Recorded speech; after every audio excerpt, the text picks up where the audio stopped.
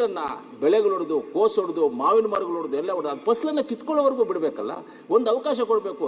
8 ಗಂಟೆನಲ್ಲಿ ಹೋಗಲ್ಲ ಅಂತ ಹೇಳ್ತಾರೆ ಸರ್, ಅವ್ರು ಹೋಗೋದೇ ರಾತ್ರಿ ಸಾಯಂಕಾಲ ಹೊತ್ತಿಲ್ಲ 4 ಗಂಟೆಗೆ ಹೋಗೋದು ಪೊಲೀಸವ್ರನ್ನ ಕರ್ಕೊಂಡು. ಶ್ರೀನಿವಾಸಪುರದಲ್ಲಿ ಒಂದು ಊರಲ್ಲಿ ಹೋಗಿ, ನಮ್ಮ ಕೋಲಾರ ನನ್ನ ಕಾನ್ಸ್ಟಿಟ್ಯೂನ್ಸಿ ಅಟ್ಯಾಚ್ ಪಕ್ಕದಲ್ಲಿರುವಂಥ ಊರಲ್ಲಿ ಒಂದು 300 ಜನ ಪೊಲೀಸವರನ್ನ ಇವ್ರು ಫಾರೆಸ್ಟ್ ಗಾರ್ಡ್ಗಳನ್ನ ಕರ್ಕೊಂಡೋಗಿ ಊರಲ್ಲಿರುವಂಥ ಟ್ರ್ಯಾಕ್ಟರ್ಗಳನ್ನೆಲ್ಲ ಸೀಸ್ ಮಾಡ್ತಾರೆ. ಊರಲ್ಲಿರೋ ಟ್ರ್ಯಾಕ್ಟರ್ಗಳನ್ನ ಸೀಸ್ ಮಾಡ್ತಾರೆ. ಫಾರೆಸ್ಟ್ ಜಾಗ ನೀವು ಉತ್ತಾ ಇದ್ದೀರಾ ಅಂತೇಳಿ. ಫಾರೆಸ್ಟ್ ಜಾಗಗೆ ನಾವು ಯಾರು ಕೋಲಾರ ಜಿಲ್ಲೆ ಶಾಸಕರು ಯಾರೂ ವಿರೋಧಿಗಳಲ್ಲ. ಫಾರೆಸ್ಟ್ ಜಾಗವನ್ನು ತಗೊಳ್ಳೋದಕ್ಕೆ ನಮ್ಮ ಸಹಕಾರ ಯಾವತ್ತೂ ಇದ್ದೇ ಇರುತ್ತೆ. ಅಧಿಕಾರಿಗಳು ಬೇಕಾದ್ರೆ ತಾವು ಕೇಳ್ಕೋಬೋದು. ಒಂದು ನಾವು ಮೊನ್ನೆ 6ನೇ ತಾರೀಕು KDP ಮೀಟಿಂಗಲ್ಲಿ ನಡೆದಾಗ ನಾವು DFO ಅವ್ರನ್ನ ಕೇಳ್ತೀವಿ.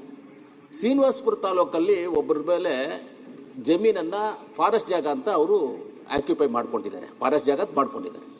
ಅವರು ಕೋರ್ಟ್ಗೆ ಹೋಗಿದ್ದಾರೆ. ಕೋರ್ಟ್ಗೆ ಹೋಗಿ ಕೋರ್ಟಲ್ಲಿ ಏನು ಹೇಳಿದೆ, ಕೋರ್ಟ್ ಏನು ಹೇಳಿದೆ, ಆರ್ಡರ್ ಕಾಪಿ ನಾವು KDP ಮೀಟಿಂಗಲ್ಲಿ ಇಟ್ಟಿದ್ದೀವಿ. ಅದನ್ನು ಯಥಾಸ್ಥಿತಿ ಬಿಡಬೇಕು, ನೀವು ಯಾವುದೇ ಕಾರಣಕ್ಕೆ ಇದ್ರ ಮುಟ್ಟಬಾರದು ಅಂತ ಹೇಳಿದೆ. DFO ಅವ್ರನ್ನ ಯಥಾಸ್ಥಿತಿ ಬಿಡಬೇಕಲ್ಲ ಮೇಡಮ್, ಅವ್ರಿಗೆ ಈ ಥರ ಆಗಿದೆಯಲ್ಲ, ಕೋರ್ಟ್ ಆರ್ಡರ್ ಆಗಿದೆ ಅಂತ. ಹೌದು ಸರ್, ಯಥಾಸ್ಥಿತಿ ಇವತ್ತು ನಾವೇ ಪೊಸಿಷನಲ್ಲಿ ಇದ್ದೀವಿ ಅಂತಾರೆ. ಅವ್ರು ಕೋರ್ಟ್ಗೆ ಹೋಗಿದ್ದು ಯಾವಾಗ? ಅವರು ಆಕ್ಯುಪೈ ಮಾಡಕ್ಕೆ ಬಂದಾಗ ಆವತ್ತಿನ ಲೆಕ್ಕದಲ್ಲಿ ಅವ್ರು ಯಥಾಸ್ಥಿತಿ ಅಂತ ಹೇಳ್ತಾರೆ. ಇವತ್ತು ನಾವು ಪೊಸಿಷನಲ್ಲಿ ಇದ್ದೀವಿ, ನಂದೇ ಜಾಗ ಅಂತ ಹೇಳ್ತಾರೆ. ನಾವು ಕೋರ್ಟ್ ಆರ್ಡರ್ನ ಉಲ್ಲಂಘನೆ ಮಾಡ್ತೀವಿ, ಇಲ್ಲ ನಾನು ಕೋರ್ಟ್ ಆರ್ಡರ್ನ ಉಲ್ಲಂಘನೆ ಮಾಡೋದಿಲ್ಲ ಅಂತಾರೆ. KDP ಸಭೆಯಲ್ಲಿ ಇದು ತೀರ್ಮಾನ ಆಗಿದೆ. ಮಂತ್ರಿಗಳ ಹತ್ರ ನಾವು ಡೈರೆಕ್ಟಾಗಿ ಕೂತ್ಕೊಂಡಾಗ 2 ಎಕರೆ 3 ಎಕರೆ ಇರುವಂಥವರನ್ನು ಅವ್ರನ್ನ ಒಕ್ಕಲಿಬರಿಸಬಾರ್ದು, ಅದನ್ನು ಮುಂದಿನ ದಿನಗಳಲ್ಲಿ ಏನು ಮಾಡಬೇಕು ಅನ್ನೋದು ತೀರ್ಮಾನ ಮಾಡ್ತೀವಿ, ಅದುವರೆಗೂ ಸುಮ್ಮನೆ ಇರಬೇಕು ಅಂತ ಮಂತ್ರಿಗಳೇ ನಮಗೆ ಕರೆದು ಹೇಳಿದ್ದಾರೆ ಅವ್ರ ಆಫೀಸ್ಗೆ. ನಾವೆಲ್ಲ ಹೋಗಿದ್ವಿ, ನಂಜೇಗೌಡರು, SN ನಾರಾಯಣ ಸ್ವಾಮಿ, ನಾವೆಲ್ಲ ಹೋಗಿ ಕೇಳಿದ್ವಿ, ಮಾತಾಡಿದ್ವಿ. ಅಂದರೆ ಇವತ್ತು ತುಂಬ ಮಾಡ್ತಾ ಇದ್ದಾರೆ, ಈ ಥರ ತುಂಬ ಆಗ್ತಾ ಇದೆ. ಫಾರೆಸ್ಟ್ ಜಾಗವನ್ನಾಗಿ ಮಾಡೋದಕ್ಕೆ ನಮ್ಮದು ಟೋಟಲ್ ಆಗಿ ಕೋಲಾರ ಜಿಲ್ಲೆಯವ್ರದ್ದು ಬೆಂಬಲ ಇದೆ. ನಾವು ಅದಕ್ಕೆ ವಿರೋಧಿಗಳಲ್ಲ. ಆದರೆ ರೈತರನ್ನ ಬೆಳೆಗಳು ಹೊಡೆದು, ಕೋಸು ಹೊಡೆದು, ಮಾವಿನ ಮರಗಳು ಹೊಡೆದು, ಎಲ್ಲ ಹೊಡೆದು ಅದು ಫಸಲನ್ನು ಕಿತ್ಕೊಳ್ಳೋವರೆಗೂ ಬಿಡಬೇಕಲ್ಲ, ಒಂದು ಅವಕಾಶ ಕೊಡಬೇಕು. 8 ಗಂಟೆನಲ್ಲಿ ಹೋಗಲ್ಲ ಅಂತ ಹೇಳ್ತಾರೆ ಸರ್, ಅವ್ರು ಹೋಗೋದೇ ರಾತ್ರಿ ಸಾಯಂಕಾಲ ಹೊತ್ತಿಲ್ಲ 4 ಗಂಟೆಗೆ ಹೋಗೋದು ಪೊಲೀಸವ್ರನ್ನ ಕರ್ಕೊಂಡು.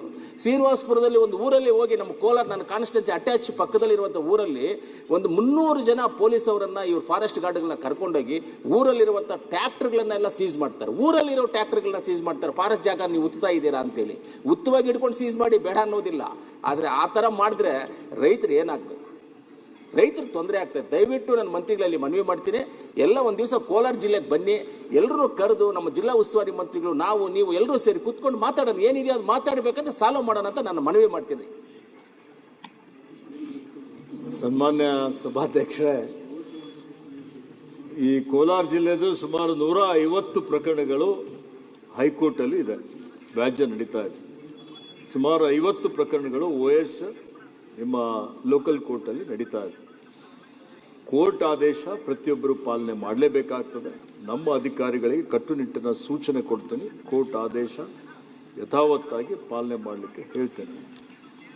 ಜನಪ್ರತಿನಿಧಿಗಳದ್ದು ಏನೊಂದು ಅವರ ಅನಿಸಿಕೆ ಇದೆ, ಅದಕ್ಕಾಗಿ ನಮ್ಮ ಇಲಾಖೆ ಹಿರಿಯ ಅಧಿಕಾರಿಗಳು, ನಾನು ಮತ್ತು ಎಲ್ಲ ಜನಪ್ರತಿನಿಧಿಗಳಿಗೆ ಕರೆಸಿ ಕೋಲಾರ ಜಿಲ್ಲೆ ಬಗ್ಗೆ ಉಸ್ತುವಾರಿ ಮಂತ್ರಿಗಳಿಗೂ ಆಹ್ವಾನ ಮಾಡಿ ಒಂದು ಸಭೆಯನ್ನು ಮಾಡಿ ಅವರಲ್ಲಿರುವಂಥ ಏನೇ ಶಂಕೆಗಳಿದ್ದರೆ ಅದನ್ನು ದೂರ ಮಾಡುವಂಥ ಕೆಲಸ ಮಾಡ್ತೇವೆ.